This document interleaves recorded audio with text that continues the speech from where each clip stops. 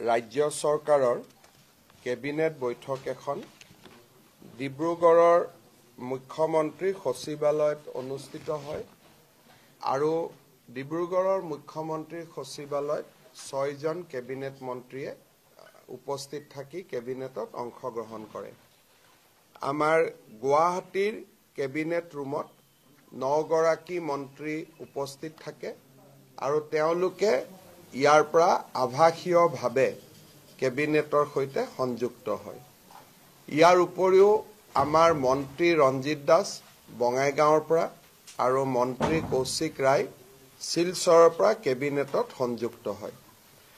আজি কেবিনেটত আমি কেইটামান গুৰুত্বপূৰ্ণ সিদ্ধান্ত গ্ৰহণ কৰিছো।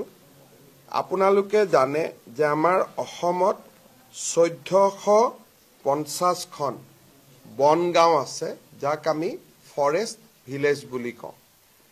বনগাঁওসমূহত ফৰেষ্ট ভিলেজ বা বনগাঁওসমূহক বন বিভাগে নিয়ন্ত্ৰণ কৰে আৰু সেইকাৰণে ইয়াৰ গাঁওবুঢ়াসকলকো বন বিভাগে নিয়োগ কৰে। কিন্তু আন গাঁৱৰ গাঁওবুঢ়াসকল ৰাজহ গাঁৱৰ গাঁওবুঢ়া আৰু তেওঁলোকক ৰাজহ বিভাগে নিযুক্তি কৰে।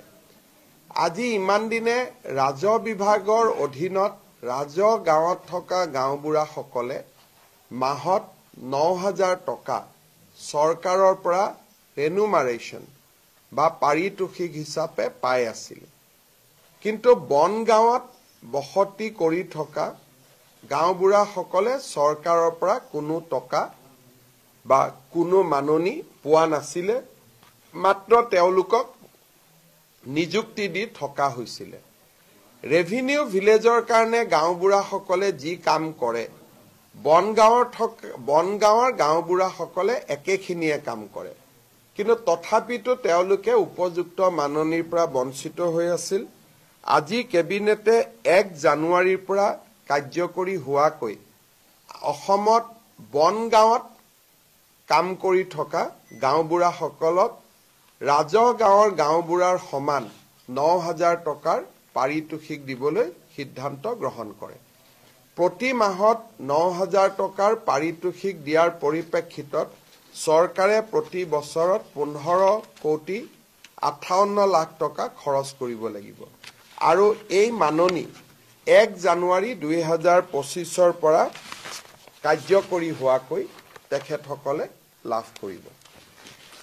আমাৰ দেশৰ বিভিন্ন স্থানলৈ অসমৰ পৰা ল'ৰা ছোৱালীয়ে যায়, কোনোবাই হোটেল মেনেজমেণ্টত কাম কৰিব যায়, কোনোবা গাড়ী চলাব যায়, কোনোবাই আন ধৰণৰ বিভিন্ন ইলেক্ট্ৰিচিয়ান ফিটাৰ আদি কামত অসমৰ বাহিৰলৈকে যায়। এই ইণ্টাৰনেশ্যনেল বা আন্তৰ্জাতিক বজাৰলৈ যোৱা যুৱকসকলৰ এড্ৰেছ আদি আমাৰ লগত নাথাকে। প্লাছ যিসকল নতুনকৈ যাব খোজে তেওঁলোককো আমি পঠিয়াব নোৱাৰো। মেক্সিমামে আজিলৈকে যোন গৈছে ব্যক্তিগত প্ৰচেষ্টাত গৈছে। এতিয়া ভাৰত চৰকাৰৰ বৈদেশিক পৰিক্ৰমা মন্ত্ৰালয়ে আমাক কৈছিলে যে আপোনালোকে যদি এটা আসাম ইণ্টাৰনেশ্যনেল স্কিল চেণ্টাৰ খোলে, আমি আপোনালোকৰ লগত এখন বুজাবুজিৰ চুক্তি কৰিম আৰু আমি ল'ৰা ছোৱালীবিলাকক জাৰ্মানত যাব খুজিলে জাৰ্মানী ভাষাত, কোনোবা ডুবাইত যাব খুজিছে তাৰ স্থানীয় ভাষাত, ইংলেণ্ডত যাব খুজিছে ইংৰাজী ভাষাত, ভিছা, পাছপোৰ্ট আৰু ট্ৰেইনিং এই গোটেইবিলাক কৰাত আমি সহায় কৰি দিম। ভাৰত চৰকাৰৰ বৈদেশিক পৰিক্ৰমা মন্ত্ৰালয়ৰ আগ্ৰহত আজি আমি অসমত এটা আসাম ইণ্টাৰনেশ্যনেল স্কিল চেণ্টাৰ স্থাপন কৰিবলৈ সিদ্ধান্ত গ্ৰহণ কৰিছো আৰু এই স্কিল চেণ্টাৰ গুৱাহাটীত ইয়াৰ হাব হ'ব আৰু বিভিন্ন জিলা সদৰত ইয়াৰ স্কোপ অৰ্থাৎ হাব এণ্ড স্পোক মডেলত আমি এই চেণ্টাৰটো আমি আৰম্ভ কৰিব পাৰিম। ডিব্ৰুগড়ৰ ল'ৰা ডিব্ৰুগড়ত প্ৰশিক্ষণ ল'ব, গুৱাহাটীত কেৰিকুলাম আদি গুৱাহাটীত হ'ব, নিয়ন্ত্ৰণ গুৱাহাটীত হ'ব, কিন্তু প্ৰশিক্ষণ সকলো জায়গাতে ল'ব পাৰিব। এনেকৈ আমি হাব এণ্ড স্কোপ মডেলত আমি আসাম ইণ্টাৰনেশ্যনেল স্কিল চেণ্টাৰ এটা কৰিবৰ কাৰণে আজি কেবিনেটে অনুমোদন দিছে। তৃতীয়তে আপোনালোকে জানে যে আমাৰ বৰ্তমান অৰুণোদয় পষেক চলি আছে, অৰ্থাৎ 15 তাৰিখৰ পৰা 28 তাৰিখৰ ভিতৰত অৰুণোদয় 3.0 আমি হিতাধিকাৰীসকলক নিৰ্বাচন কৰিব খুজিছো আৰু অৰুণোদয় 2.0 আমি বন্ধ কৰি 3.0 লৈকে যাব খুজিছো। 3.0 বেছি হিতাধিকাৰী থাকিব, সম্প্ৰসাৰিত ব্যৱস্থা হ'ব, লাহে লাহে জীৱন বীমা আদিৰ লগতো লিংক আপ হ'ব। কিন্তু এই অৰুণোদয় আঁচনিখন হ'ল দুখীয়া মানুহৰ কাৰণে কৰা আঁচনি। আমাৰ চৰকাৰৰ দৃষ্টিগোচৰ হ'ল যে 682 জন চৰকাৰী কৰ্মচাৰীয়ে অৰুণোদয় আঁচনিৰ ধন আজিলৈকে লৈ আছে। যেতিয়া তেওঁলোকৰ একাউণ্টবিলাক আমি বেংকৰ লগত মেটচ কৰিছিলোঁ, তেতিয়া আজি ধৰাত পৰিলে বা আমি গম পালো যে 682 জন চৰকাৰী কৰ্মচাৰী, যি ৰেগুলাৰ কন্ট্ৰেকচুৱেল নহয়, যি নিয়মীয়া চৰকাৰী কৰ্মচাৰীয়ে অৰুণোদয় আঁচনিৰ ধন ইমান দিনে লৈ আছিল। আজি আমি গোটেই কেইজন এই কৰ্মচাৰীৰ বিৰুদ্ধে ডিপাৰ্টমেণ্টেল প্ৰচিডিং ড্ৰ কৰাৰ বাবে সিদ্ধান্ত লৈছো আৰু আমি এই কৰ্মচাৰীসকলৰ বিৰুদ্ধে কঠোৰ অনুশাসনমূলক ব্যৱস্থা গ্ৰহণ কৰিম। 682 জন আমাৰ ওচৰত থ্ৰ পৰ্টেল আমাৰ ধৰাত পৰিছে, কিন্তু হয়তো এই নম্বৰটো আৰু বহুত বেছি হ'ব পাৰে। অৰুণোদয় আঁচনি চৰকাৰী কৰ্মচাৰী থকা পৰিয়ালে পাব নোৱাৰে। সেইকাৰণে কোনোবা যদি কৰ্মচাৰী এতিয়াও এনেকে টকা পইচা লৈ আছে, মই তেওঁলোকক যাতে ডিপাৰ্টমেণ্টেল প্ৰচিডিঙৰ আওতাত আহিব নালাগে,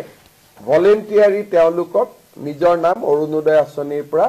আঁতৰাই দিবৰ বাবে মই অনুৰোধ কৰিম।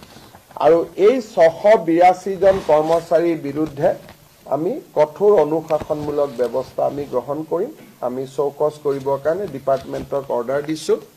আৰু যদি আপোনালোক কোনোবাই ডিটেইল বিচাৰে 682 জনৰ নাম ঠিকনানো কি যদি জানিব খোজে, আমি নাম ঠিকনাখিনিও গুৱাহাটীত আমি ৰিলিজ কৰি দিব পাৰিম,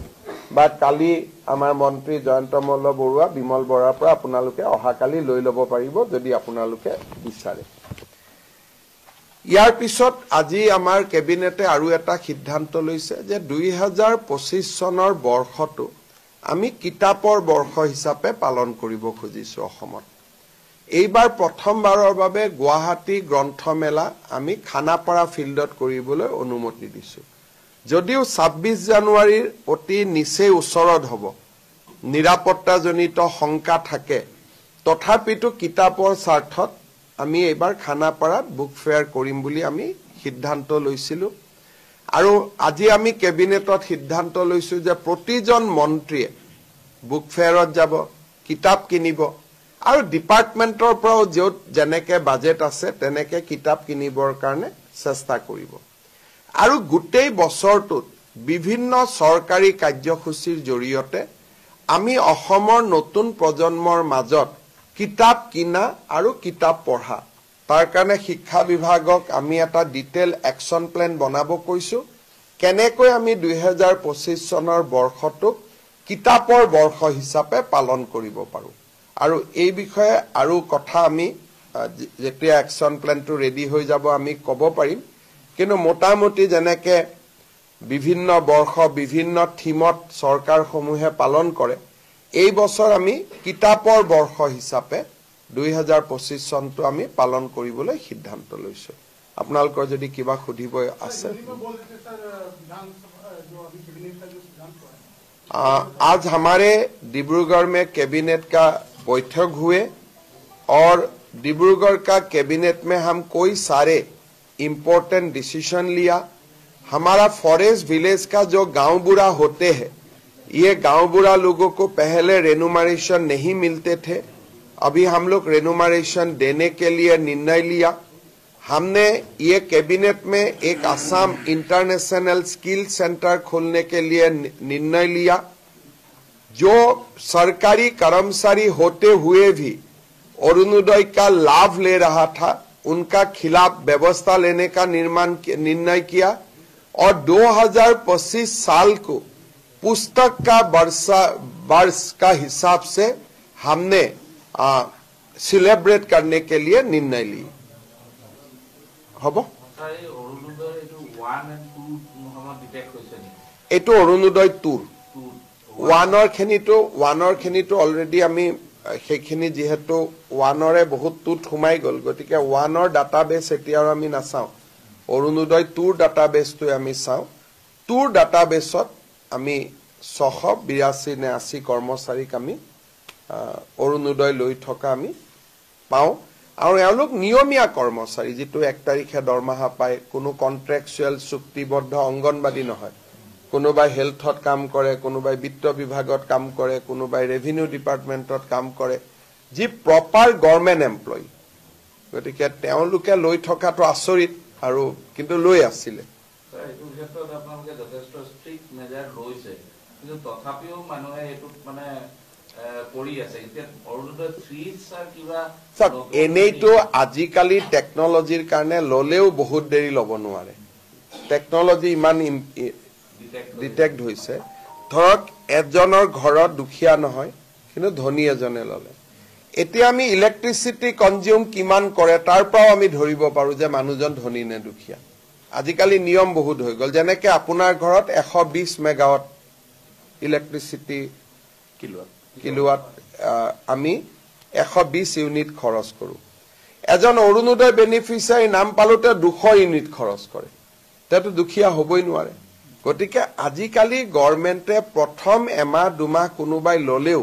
লাহে লাহে গভৰ্ণমেন্টে টেকনলজিৰ জৰিয়তে সকলোখিনি চিনাক্ত কৰিব পাৰে এইবাৰ আমি 26 জনক অৰুণোদয়ৰ পৰা কাটি দিছো কিয় কাটিছো তে অৰুণোদয় লৈছে জিএসটিও পেমেন্ট কৰি আছে গতিকে জিএসটি পেমেন্ট কৰা মানুহটো অৰুণোদয় লব নোৱাৰে দুদিন পিছত ইনকাম টেক্সৰ পৰা আমি ডাটাবেসটো আনিব পাৰো গতিকে ক্ৰস চেকিং কৰাৰ আজিকালি বহুত সুবিধা আছে আৰু এই মেথডলজি বিলাক এতিয়া আমি এপ্লাই কৰি গৈ থাকিলে লিষ্টখন ক্লিন হৈ গৈ থাকিব এইখিনিয়েটো ঘূৰাই দিব লাগিব চৰকাৰী কৰ্মচাৰী সকলৰটো দৰমহাৰ পৰা আমি কাটি লম গতিকে এইখিনিয়েটো ঘূৰাই দিবই লাগিব 682 টো যিমান অৰুণোদয় চাকৰি পোৱাৰ আগৰ খিনি আমি নলও পিছৰ খিনিটো ঘূৰাই দিবই লাগিব স্যাৰ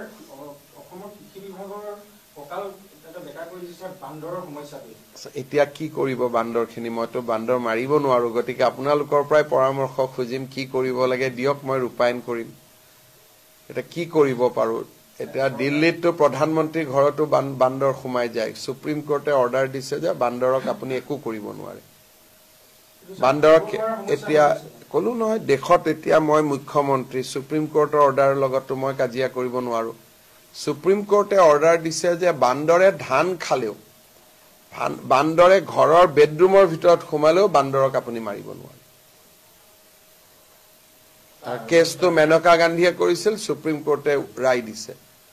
আৰু দিল্লীত সকলো কেবিনেট মন্ত্ৰীৰ ঘৰৰ ভিতৰত বান্দৰ এটা বন্যপ্ৰাণী আইনখনে ইমান ষ্ট্ৰং যে বহুত ক্ষেত্ৰত আমি ইচ্ছা কৰিলেও একো কৰিব নোৱাৰো গতিকে সেই ক্ষেত্ৰত আমি কি কৰিব পাৰো কি কৰিব নোৱাৰো আপোনালোকেও আমাৰ বন্যপ্ৰাণীৰ ওপৰত জনা সকলৰ পৰা কিবা পৰামৰ্শ লব চেষ্টা কৰক মইও কথা পাতিম কেতিয়াবা কয় যে হলো বান্দৰৰ এটা লৈ আহিলে বাকি বান্দৰবোৰ দৌৰি যায় বুলি এনেকুৱা বিভিন্ন কথা ওলাই থাকে কিন্তু এতিয়ালৈকে আমি একো চৰকাৰীভাৱে আমি একো কৰিব পৰা নাই কাম চলি আছে এটো মানে ইয়াৰ প্ৰসেস জু বনোৱাটো বহুত টান দিল্লী যায় বহুত খেনি ক্লিয়াৰেন্স লাগে কিন্তু আমাৰ প্ৰক্ৰিয়াটো চলি আছে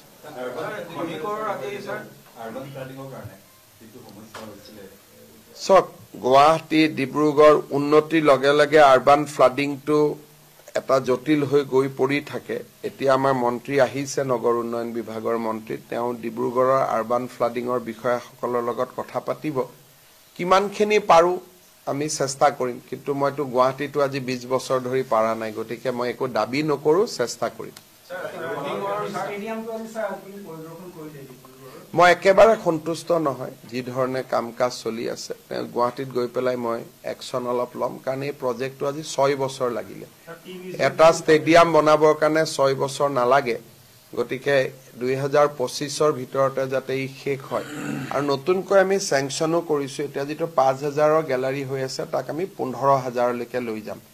তাৰো প্ৰজেক্ট চলি আছে কিন্তু নিৰ্মাণৰ যেটো গতি সেই গতিটোত মই একেবাৰে সন্তুষ্ট নহয় আৰু মই ব্যৱস্থা লম গুৱাহাটীত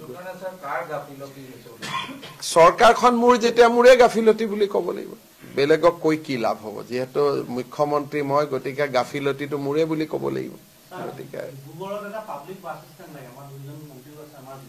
আপোনালোকে ক'ব যি কৰিব লাগে কৰি গৈ থাকিব देखिए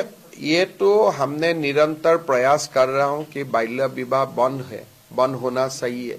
और बंद भी हुआ है अभी हम Indian institute of population science को एक काम दिया हूं अपना सर्वे करके बताने के लिए लेकिन जो लेटेस्ट जितना स्टडी हो रहा है ये स्टडी बोलता है कि असम में चाइल्ड मैरिज का काफी गिरावट हुए है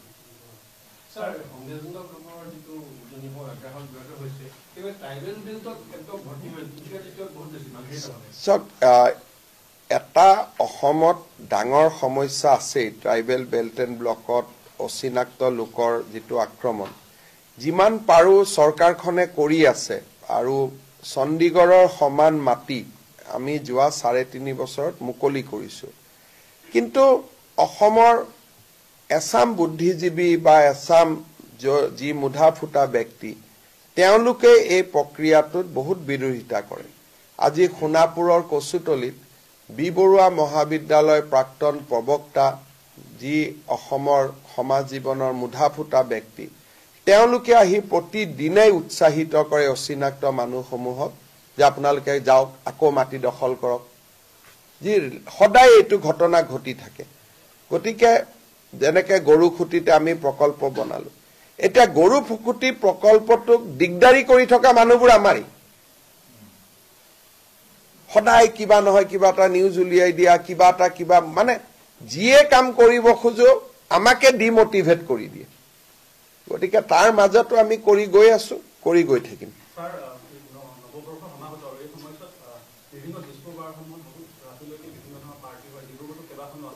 কৰিলেতো আপোনালোকে আমিতো এবিলাক কি কম এতিয়া আপোনালোকে এবিলাক কথা খুধে আপোনালোকে উত্তৰ দিয়ে মইতো আগতে মদ খাই ঘূৰি আহা মানুহক চেকিং আমাৰ হেলমেট নিপিন্ধিলে ফাইন যিমান পাৰে কৰিছিলো এতিয়া আকৌ মানুহে কৈ দিলে যে আপোনালোকে যোৰহাটত ইলেকশন হাৰাৰ এটো এটা কাৰণ কিয় বেছি চেকিং কৰিছে এটা কি কৰিব লাগে কক এতিয়া আমিতো দুইফালে ফসি যাওঁ মোৰতো বেয়াও লাগে কালি ৰাতিপুৱা মই ইয়াৰ প্ৰায় ভিচি দিছি গুটে ডিসি দ্বিতীয় সকলৰ লগত যাতে এইকেটা দিন মানুহে মদ খোৱা মানুহে যাতে গাড়ী ড্ৰাইভাৰ নকৰে হেলমেট পিন্ধে মই কঠোৰ লম কিন্তু কঠোৰ হোৱাৰ লগে লগে আপোনালোকৰ ফালৰ পৰা এক পোৰ্টেলত নিউজ আৰম্ভ হৈ যায় ওয়াইন শপৰ লাইসেন্স বাঢ়া আৰু কমাৰ লগত মদৰ প্ৰচলনৰ কথা নাই এখন ওয়াইন শপ থাকিলে তাৰ বিক্ৰী বাঢ়িব 10খন ওয়াইন শপ হলে সেই বিক্ৰীটোৱে 10 ভাগত যাব আগতে আমাৰ যদি ডিব্ৰুগড়ত দুখন দোকান থাকে সি দুখনৰ পৰা কিনিব 20খন দোকান থাকিলে দোকান 200 বটলে বিক্ৰী হ'ব কিন্তু 20খন দোকানত ডিস্ট্ৰিবিউট হ'ব দোকানৰ লগত মদ খোৱা মানুহৰ সংখ্যা কমা বেচা নকৰে হি যদি মদ ইয়াত নাপায় হি খোৱাঙত গইলেও কিনি আনিব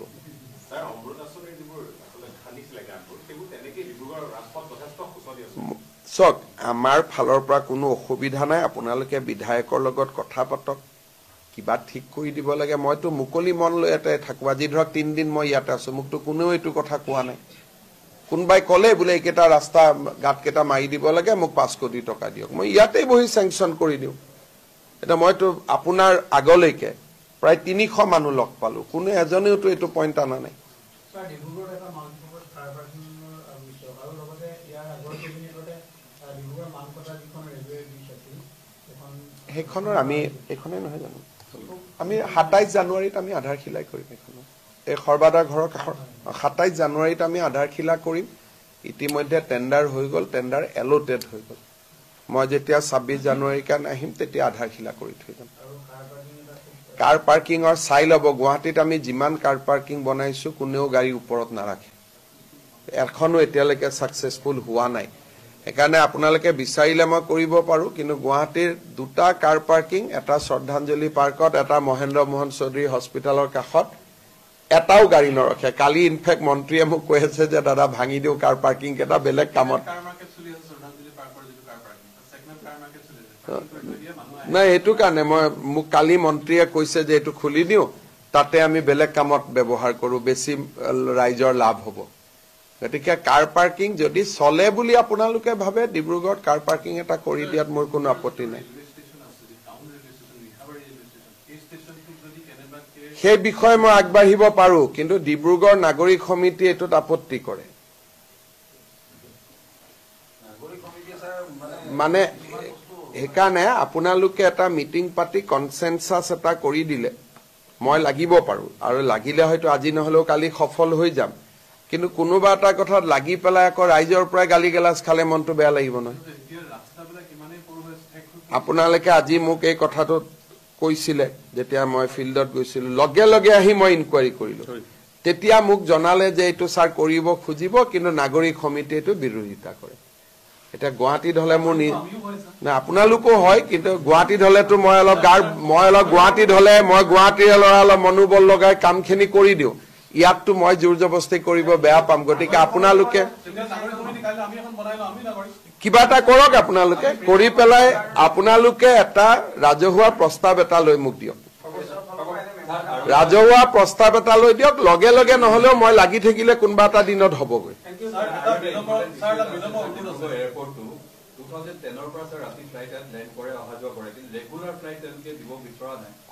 ফ্লাইটৰ মানে ইণ্ডিগোৰ লগতো আমি কথা পাতি আছো, ডিব্ৰুগড় যোৰহাটৰ কাৰণে কি হয় মই চাম। গধূলি আমাক এখন ফ্লাইট লাগে, গধূলি গুৱাহাটীলৈকে যোৱা, ৰাতিপুৱা আহিব পাৰে, গধূলি যাব পাৰে। আমাৰ চাই দিম দিয়ক, অলপ মানে আজিকালি প্ৰাইভেটাইজ হৈ যোৱা কাৰণে দিগদাৰ। কথা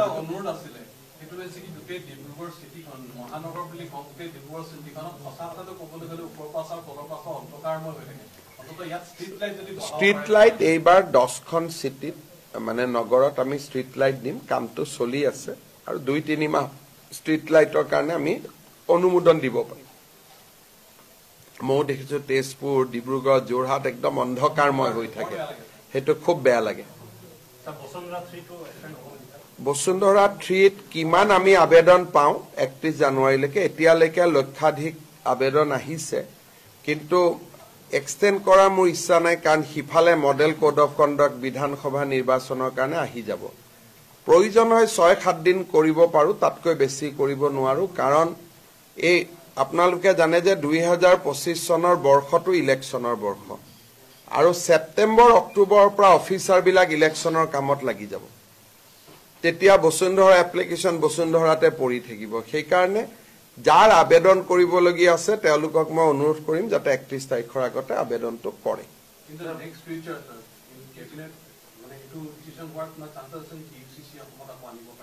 ইউচিচি ভাৰত চৰকাৰে আনিব। মইতো মোৰ বিলখন ৰেডি আছিলে, কিন্তু প্ৰধানমন্ত্ৰী ডাঙৰীয়া বা দিল্লীৰ পৰা এইটো কোৱা হৈছে যে তেওঁলোকে ভাৰত ভিত্তিতে আনিব। সেইখন ইমপ্লিমেণ্ট কৰিলে তাৰ ক্ৰিয়া প্ৰতিক্ৰিয়া যি হৈ আছে, বা কৰবাত কোৰ্টত কেছ হৈছে, কেছ হোৱা নাই, এই গোটেইখিনিৰ ওপৰত চিন্তা কৰি সংসদতে ইউচিচি আহি যাব। আজি নহয় কালি, কালি নহয় পৰহি। এইবাৰোতো প্ৰধানমন্ত্ৰী ডাঙৰীয়াই নিজৰ উত্তৰত কৈছে যে সেকুলাৰ চিভিল কোড এখন আমাক লাগে বুলি। ধন্যবাদ। ইলেকশ্যন হ'ব পঞ্চায়ত জানুৱাৰীত ফাৰ্ষ্ট উইকত এনাউন্স হ'ব।